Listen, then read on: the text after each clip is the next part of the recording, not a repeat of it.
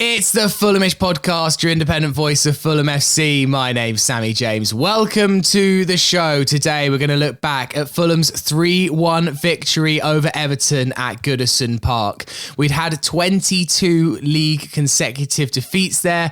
Now we have 2 in a row. What is that they say about London buses? It was also a very symbolic victory for Fulham yesterday. We are over the 40-point barrier, and there's still several games to go. We'd have definitely taken that at the beginning of the season. If you were worried that we were safe before yesterday's game, surely you are sure now. It's also a bit of a landmark for Fulhamish today. It's our 500th episode.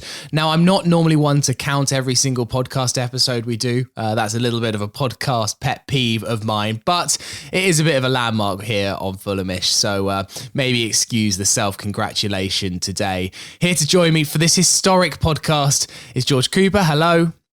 Hello, Sammy. George Rossiter, hello. Hello, Sammy. How you doing? Good, thank you. And Farrell Monk. Hello, Sammy. Good to be with you on a 500th. I would think I was there for number 1 as well. I'm amazed I've survived this long. You were definitely there for number 1. We had to have an original on the podcast today. And yeah, nothing special in this podcast. We haven't got like a cake or we haven't got like Roy Hodgson dropping in at any point. It's the regular podcast as it's always been. But yeah, if you were there from episode 1, thank you for listening all the way through. If you only picked us up in episode 499, we are still very grateful that you listen to us witter on about Fulham every single week. Farrell, what would you like to go for in today's 3-word reviews? Obviously, there were a lot of them were centered around the Welsh theme, but I'll start off actually with a real factual one in Jenny's Fulham staying up. I'll just go with that. Just stick with the facts. I like that one. Nice. But going back to the Welsh themes, there's probably one from Matt Wall is better on paper than it is out loud, but like Cymru believe it, but that I quite like it. Maxons, Morgans, Welsh Wizards, wow. Jakob Krupa, job well done. Londinium cooling, safest cottages, love that one. Colm, I quite like this one because it's in reference to the on the beach references because it's now beached Wales impressed. But I'll finish off with a lovely one from Alistair Nimmo, which is life after 40. Very good. Very good. Thank you for your 3-word reviews today. Let's get into the action from yesterday. A much needed win, George Rossiter. And you were there at Goodison Park. What was the atmosphere like? What was the day out like in general? As a day out, it was lovely. We had the sun right on us in the away end. It wasn't exactly what I was expecting from the forecast, but I ended up in just a shirt and shorts, which was lovely. But I think a lot of the atmosphere was relief that we've needed that win big time in the last few weeks. I think you can go on spells of games without a win, but with the added frustration of the league position we got ourselves to, so close to the European places, and then what happened in the FA Cup, I just think we needed that away win to spark us back into life, and hopefully going into this run-in now, that'll be the first of a number of good results that keeps us in the top half and above Chelsea. Yeah, definitely. It's weird, George Coops. Sorry, I'm going to have to say Coops and George today because otherwise I'm going to get too confused having 2 Georges on the podcast. Because we're not fighting relegation. The European dream is unlikely. So someone from the outside listening to this podcast and us going, God, we needed that win yesterday, must be like, come on, lads. But actually, we really did, because this season was in danger of really almost soiling itself after it had it. and just to get another win over the line yesterday just gives us some breathing space for the next few games. And also that 40-point barrier is massively symbolic. Yeah, 100%. And it just allows everyone to relax a bit. And yesterday's result re-railed a train that was well and truly going off the rails. And it had implications towards next season if that bad run continued. We were staring like a potential Wembley visit, which would have been a jewel in the crown of this amazing season. And then I think the rest of the season would have kind of, the league games would have fallen to the wayside a little bit. But without that, yeah, it was danger. And, the morale in the camp now will be fantastic. It will be back. I was really, really, really surprised at just how poor Everton were yesterday. I expected so much more from them, especially with a team who are fighting for their lives. The Everton fan base were viewing that as a must-win game. And I think the max exodus after Dan James's goal really sort of spoke volumes. But yeah, huge result for us. And now we can actually start looking forward to the remaining games rather than seeing them as a kind of a chore. So yeah, fantastic. Really, really over the moon with that performance from Fulham. The change of tactics paid off brilliantly with Dan James. Thought it was exceptional. I'm sure George Rossiter will agree with me through gritted teeth. But yeah, no, it was just a great afternoon, great performance, and yeah, really, really now looking forward to the remaining games. George, was Boodesson Park in full swing after the final whistle yesterday?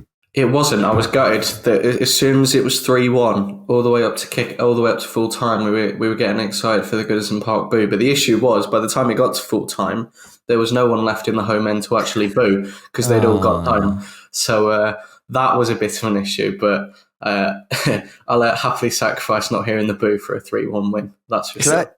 Can I just say, so I feel like Fulham have got a sort of are doing a one-man campaign to play really well against the northern teams that are in the relegation zone and somehow allowing the southern teams that are in the relegation zone to walk all over us. It's as if we're trying to do this sort of southern cleanse of the Premier League and get all the northern teams out. I'm not sure what's going on here because I'm all for it. If we can win all the games up north, then I'll be there to see them. It's brilliant. Doesn't bode well for Southampton in a few weeks' time. It does bode well for them. Well, yeah, it bodes well for Southampton. Doesn't bode well for us having to go down there. I think we've all seen that it's definitely Burnley and Sheffield United coming up. Middlesbrough look like the hot favourites to win the playoffs, and Fulham are doing their best just to stop us having to go up north every week next year. Maybe actually in hindsight, I was annoyed about the West Ham game, and now in hindsight, all for it. Farrell, it was a bit of a surprise up top. I think in all the previews, and everyone was working out what the option would be to replace Carlos Vinicius. Yeah, we were talking about Manor Solomon. We were talking about Bobby Decordova-Reid. I don't think many people mentioned Dan James up top, the forgotten man himself. But it worked. It really, really worked. Yeah, I was texting an Everton mate of mine before the game when the teams came out, and he was bemoaning the amount of average strikers that they have at their disposal. And I was like, we just need any striker at the moment. And bottom of that list, I've got to admit, in fact, it wasn't even on the list, was Dan James. And thankfully, the Marco Silva, as the song goes, he's a genius. Honestly, that worked so well. It was certainly a change up of style of play. We weren't firing a lot of balls into the box straight away. We were trying to find him down the channels, very Andy Johnson-esque in his Fulham heyday. And it worked beautifully. I love the way that in specific moments he chose to hold the ball up well. He chose to make the runs where he needed to make the runs, and his Fulham teammates were finding him quite regularly, and he was using the ball really, really effectively. I'm as pleasantly as surprised as any Fulham fan here, but I think a performance like that, a wake up performance, was coming a little bit. I just never expected it to come away at Goodison Park, our famous Hoodoo Stadium. Yeah, no longer the Hoodoo Stadium. Now it's a happy hunting ground for Fulham these days. Old Goodison Park, two goal victories in the last two. George, I think Dan James also allowed the midfield to have a lot more space and time because he just frightened that Everton defence, and they were so worried about him getting in behind that it allowed Wilson and Willian, Andreas, all to have much more space and time on the ball. And we saw that for the first goal, that Wilson was allowed a bit of time to cut inside, get his shot away. It was so unlucky that didn't find the back of the net. Dan James with a little assist, and then Reedy tucking it away for his third league goal of the season. Reedy, he never scored before this season. Now he has 3. It's incredible. No, it is brilliant that he's adding goals to his game, and it's just, along with the likes of Mitrovic, Ream, Cabana at the start of the season, it's another player that you can see how Silva has developed them as a player. The way he's just got this new knack this year for coming into the box, almost, hate to use his name, but Frank Lampard-esque, and just arriving in the right place to finish it is something that we'd not seen before. And yeah, 3 goals, I wouldn't have predicted that at the start of the season. I'm delighted about it, and they've all come in really, really good wins as well, which is important. Dan James, yeah, he was brilliant. It's amazing what you can do when you play to a forward's strengths. And as much as I've got credit for Dan James and the management for consistently playing it into the channels, and he chased everything. He used his pace to get past players. As you say, he held it up well. He took players on. He was brilliant. I can't fault him, but I feel so much for Vinicius on that bench, because he must see Mitrovic playing week in, week out, playing to his strengths, and he's seen one game of Dan James. We've gone into the channels, we played to his strengths. He must think, why do they keep playing it to me in the air when I can't do it in my head? Why have they not been playing it to my feet, played to my strengths? So I feel for Vinicius a bit, but no, that Dan James was brilliant. And to be honest, in the first half, he wasn't playing bad, but those balls just into the right and left channel over the top, they weren't quite working as well as they did in the second half. But we persisted with it, and he persisted with it, and he got his just rewards in the end. And then buzzing. Faz, if there was one element of our game yesterday that I wasn't as impressed with, certainly in the first half, and I think it led to the Everton goal, we lacked a bit of control in midfield, and João Palhinha actually didn't have his best game in a Fulham shirt. He was quite easily dispossessed for Everton's goal, or what led to Everton's goal. It's a lovely strike from Dwight McNeil, but actually in that first half there was some shaky defending as well. Neil Maupay, if he was as you mentioned earlier, we're moaning about strikers and they've got Neil Maupay, but Fulham could have been a couple down at the break had actually Everton been able to take some of their chances. I think that there's a couple of things leading up to that that really sort of influence why Everton got back into the game. One of which is quite obviously that João Palhinha probably wasn't on it as much as he usually would do, and that's more down to our high standards of it that we expect of him now, because he's such a brilliant footballer, and he just wasn't at his brilliant best. And the other one was the fact that Everton sort of decided to set up slightly differently to what they usually do, and they played with wing backs instead of a 4-4-2 with and Iwobi playing on one side and Mikalenko on the other side. But then they decided to move Iwobi into the middle of the park to get more of that midfield control. And that actually really changed the game for them in their favour, because Idrissa Gueye could not handle up against Harrison Reed, really. Idrissa Gueye, by the way, he's the one who refused to wear the rainbow flag shirt at PSG. Doesn't get mentioned enough, by the way. Just like to point that out. But yeah, that move into for Iwobi in the middle gave them that midfield control and really exploited João Palhinha that wasn't necessarily playing at his best. The other thing I want to point out is, like, Tosin, by the way, had a brilliant game, except for that period of the when we were getting overloaded in the middle of the park. And there were a couple of moments where he was being a bit sluggish to get to the ball, a bit sluggish to actually, get to the ball, and sort of he lost concentration a couple of times. But the goal was a very, very good finish. Let's be honest here, and it is well done from Dwight McNeil. I'm just glad. Well, I was thinking about it at half time. I think we've lost control of the game. I'm not entirely sure what Marco Silva can do to tactically change things up. We saw Sean Dyche move things around to try and influence the game. I can't remember a particular time Marco Silva has actually decided to change shape to sort of counteract that. And I couldn't think of anything that we could do to counteract that. However, whatever Marco Silva said at halftime, it bloody well worked. It was weird though, wasn't it? Because Dyche started with the traditional Mike Bassett 4-4-2 system. And then we just had so much space in the midfield. We're completely overrunning them. Had lion's share of the possession, dominating the game. We were, looking that we were going to finish the game at a canter. And then he changed it to 4-2-3-1, got the team back in it and equalised. It looked like they could have, as you said, Faz, gone up into the break. And then the wheels just fell off in the second half. I couldn't, it was just, I'm not sure what happened. You said Marco Silva must have given a rousing halftime talk, but Everton was so poor. Just the second ball every single time. The amount of space that we had found ourselves in and around the box.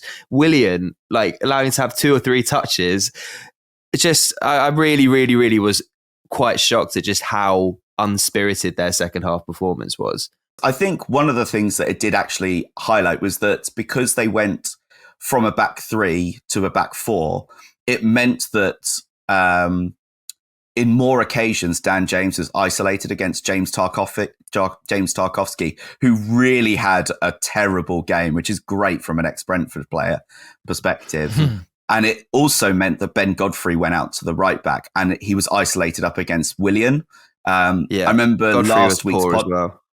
Yeah, and he obviously went off injured, and Patterson, who came on in his stead, Willian had him on toast with beans and cheese and all the lashings all over it. He just could not handle him at all. And I think, although we lost the midfield battle for that period where we conceded the goal, we won the attacking battle after that.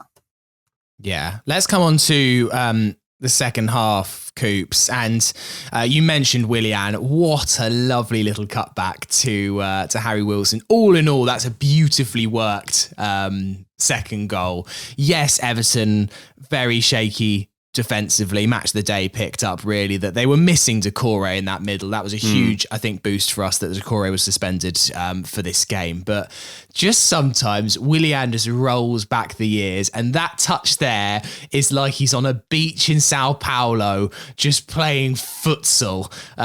It's absolutely glorious and so great to see Harry Wilson back on the score sheet. He played brilliantly yesterday. He deserved a goal for the one that led to the first because it was such a magnificent strike. It was great to see him actually get on the score sheet properly in a Premier League game. Love to see it. Yeah, this is a bit like you're chucking me the Max Rushton to Barry Glendenning. Willian, isn't he good at football? Kind of question. But I mean, he is just, what a baller. He's just an absolute joy to watch. He's world, the sort of player who is just oozes class. And I was watching the match with an Everton friend of mine and a few other people, and everyone says the same thing. They're like, "Oh, Willian, where the hell has that come from?" I thought he was really fat and slow and bad at sports when he was at Arsenal, and now you're getting him prime Chelsea. It's just the renaissance is just a joy to behold, and we're truly lucky to have him. He was, even when he was at Chelsea, he was the only Chelsea player that was like, he's pretty slick, that lad. He had an incredible performance yesterday. Harry Wilson is back. He's back. I was amazed how Everton were allowing him to cut on his inside left foot so often. And obviously that came with the first goal when he came off the post.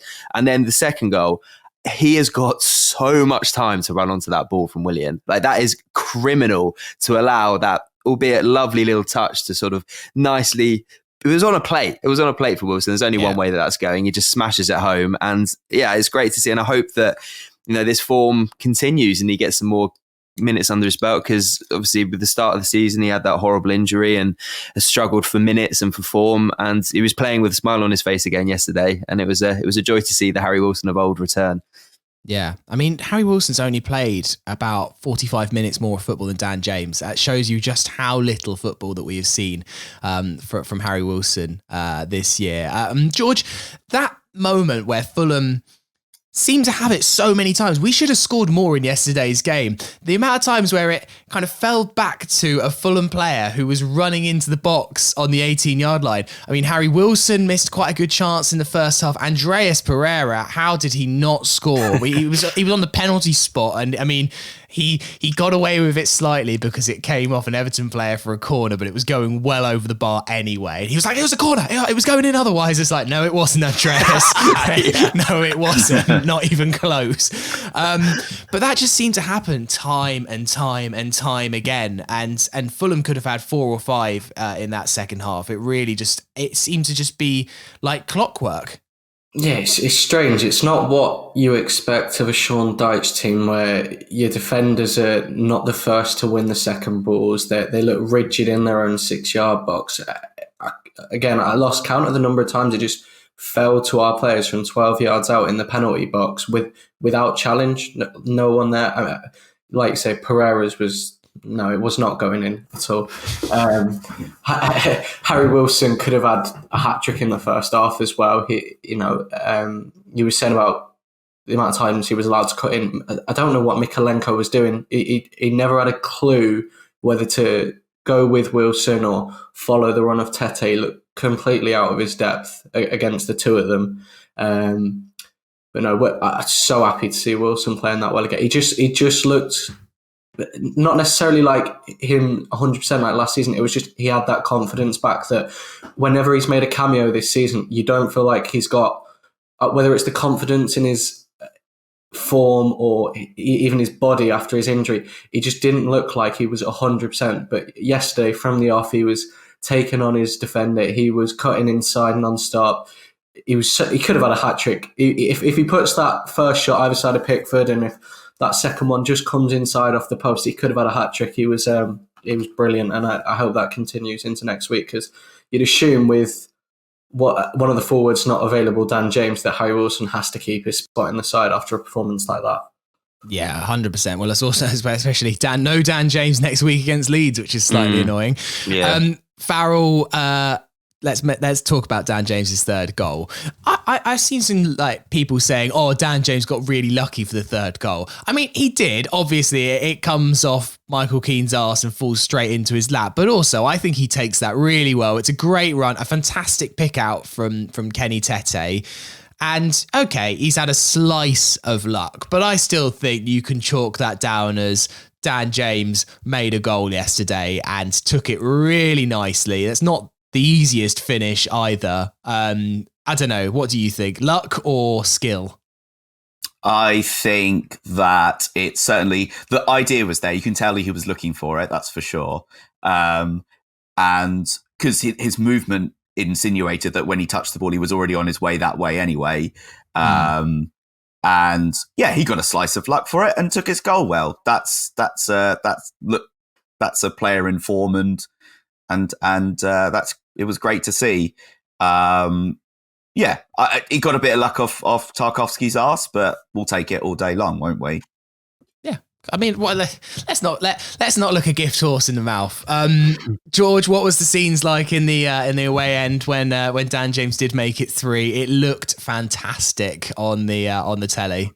It was because for all the control we had in the second half, the first half could have been about 2-2, 3-3. But the second half, we were just so much better than them. It was a completely different game to the second half. But whenever the game's at 2-1, it just takes that one moment and you've lost the points you've earned. So getting that third goal, it's just that relief of, right, well, it's our game now. And with the chance we had, it could have been 4 or 5 by the end. But from that third goal all the way to the final whistle, it was just a big sense of relief that, 5 losses in a row, that's over. I mean, there were fans in that away end a lot older than me that have not seen a win at Goodison Park before in the flesh. So I'm sure that was a relief for a lot of them. As good as Josh Madge's goals were a couple of years ago, I don't think anyone really counts anything that happened in the COVID season. So to get that win with fans at Goodison, to end that losing run, and to see Dan James put in a performance like that, a lot of relief across the board. Potentially our last ever visit to Goodison Park.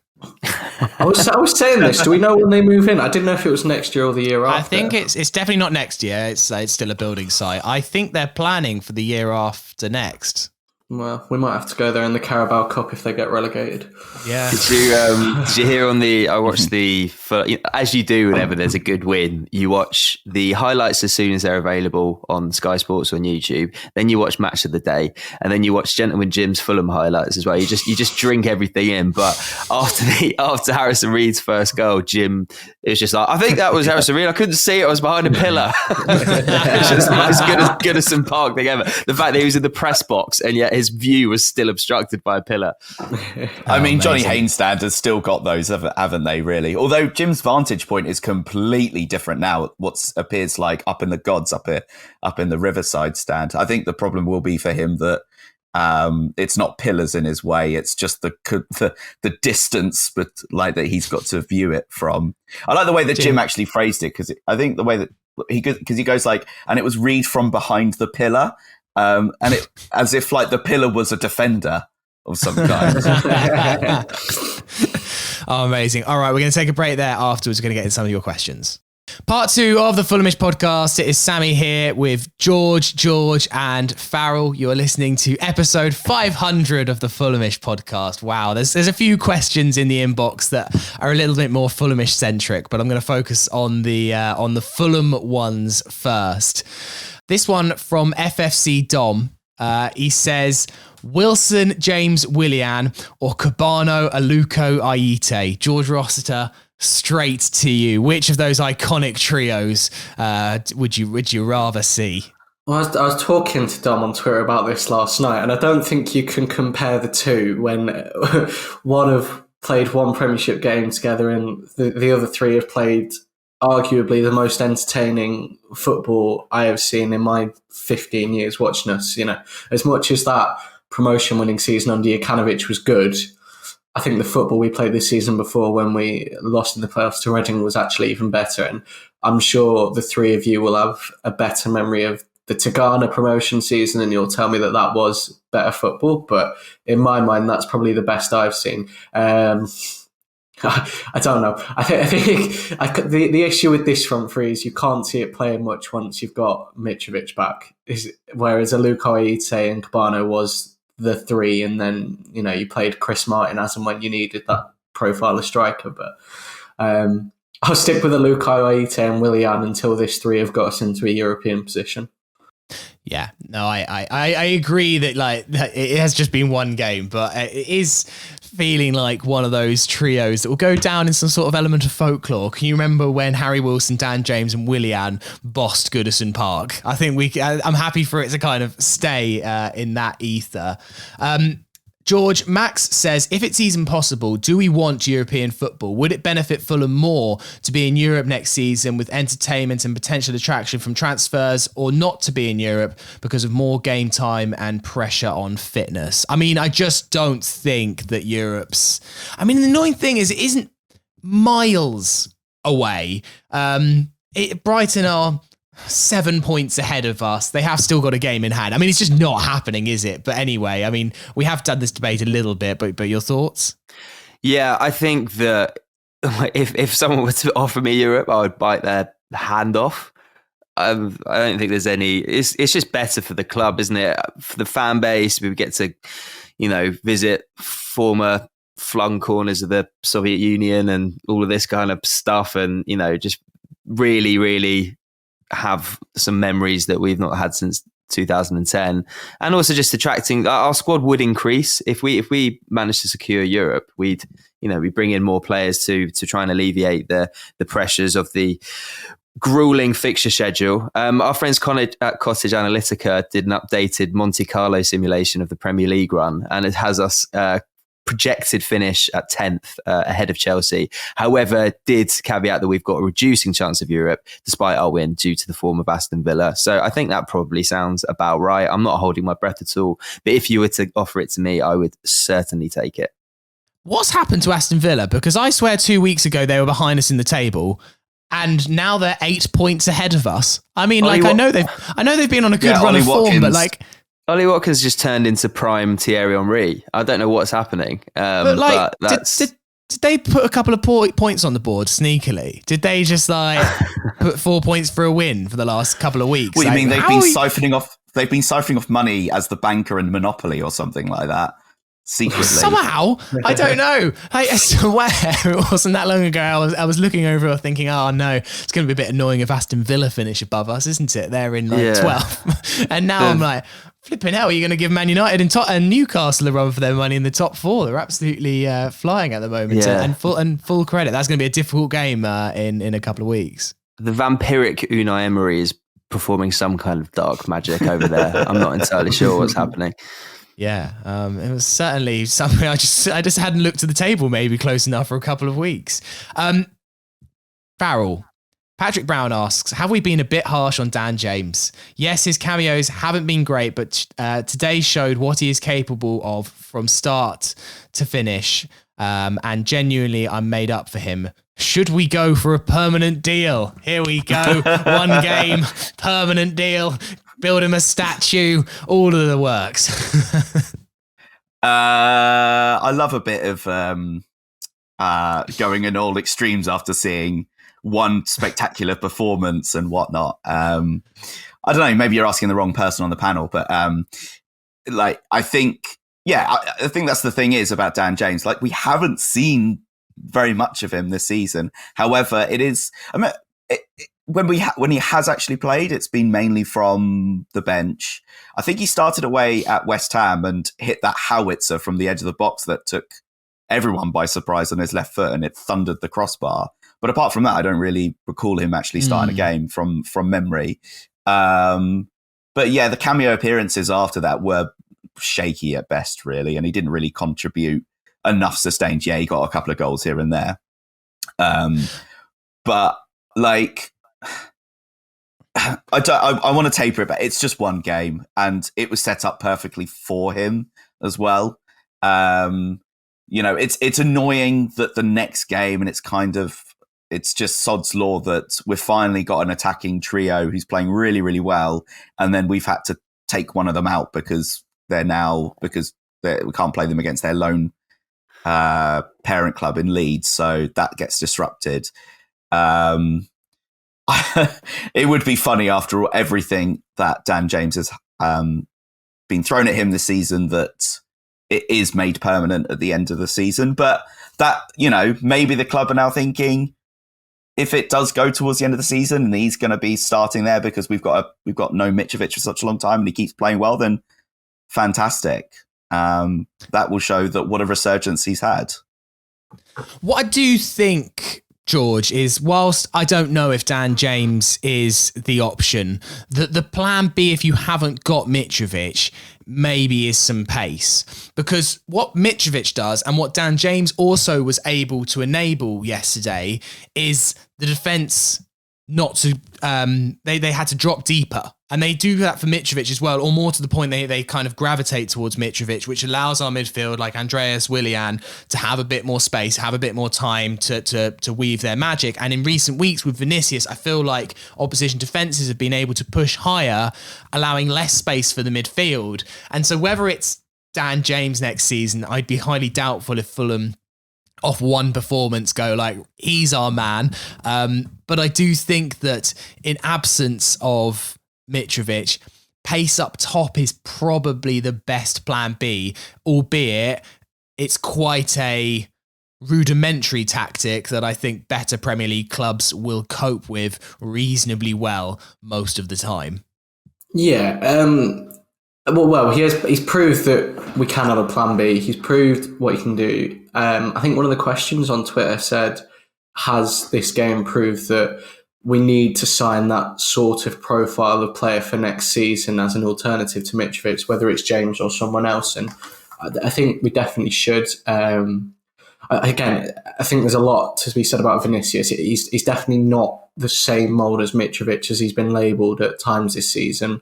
But equally, he's not a big enough alternative for it to be a big enough difference. So I think you do need that player with pace. And the thing with Dan James is he can do what he did yesterday and run the channels and be that number 9. But equally, if he was playing with Mitrovic and the defenders are gravitating towards Mitrovic, you can use the likes of Tosin and Tete, who've got a nice diagonal long ball and knock it off Mitrovic, and Dan James can make those runs off Mitrovic that at times players haven't done this season, especially when Vinicius has played. That's an issue I've had when Vinicius played. No one goes beyond him to pick up the balls that he's playing, which has been his strength. So, yeah, I think you do need that alternative option. And as long as you play to their strengths, there's no reason why not having Mitrovic or having an alternative to Mitrovic can't work. Well, like, I think, I don't know whether we're still on plan A, B, or C, but maybe there is actually some alphabetical thing with this. Plan A is Alexander, plan B is Bobby, plan C is Carlos, plan D is Dan James. We've just been flitting through. Plan E, we're bringing back Eddie Johnson, are we? Excited for that. You sound like a Ferrari race engineer there, Farrell, with all your plans to ease there. I've been waiting 7 years for an F1 reference on this show. Yeah. We are going to plan Z. Would you guys be against, because obviously we found this system with a bit of pace that seems to work well against Everton. Obviously Dan James can't because of being Leeds' player. Would we just consider a straight shot for Solomon for Dan James? I know Jack Collins sort of mentioned that as an option on the Thursday Club, but I certainly wouldn't be against that.